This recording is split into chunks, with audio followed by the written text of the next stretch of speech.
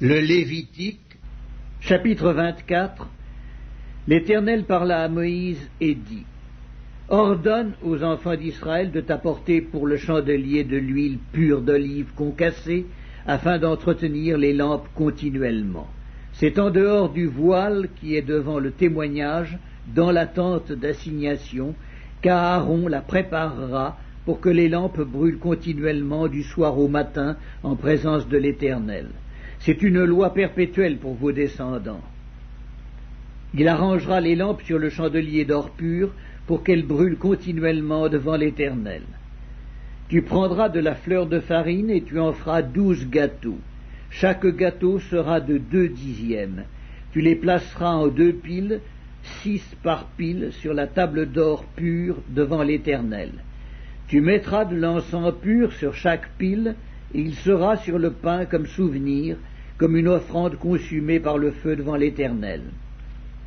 Chaque jour de sabbat, on rangera ces pains devant l'Éternel continuellement. C'est une alliance perpétuelle qu'observeront les enfants d'Israël.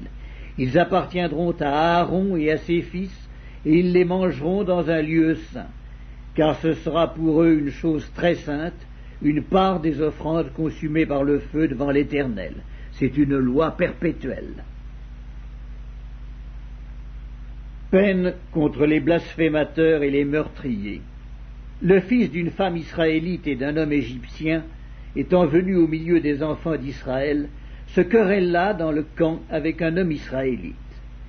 Le fils de la femme israélite blasphéma et maudit le nom de Dieu.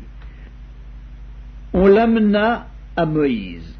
Sa mère s'appelait Shélamith, fille de Dibri, de la tribu de Dan. On le mit en prison jusqu'à ce que Moïse eût déclaré ce que l'Éternel ordonnerait. L'Éternel parla à Moïse et dit: Fais sortir du camp le blasphémateur. Tous ceux qui l'ont entendu poseront leurs mains sur sa tête, et toute l'assemblée le lapidera. Tu parleras aux enfants d'Israël, et tu diras: Quiconque maudira son Dieu portera la peine de son péché. Celui qui blasphémera le nom de l'Éternel sera puni de mort.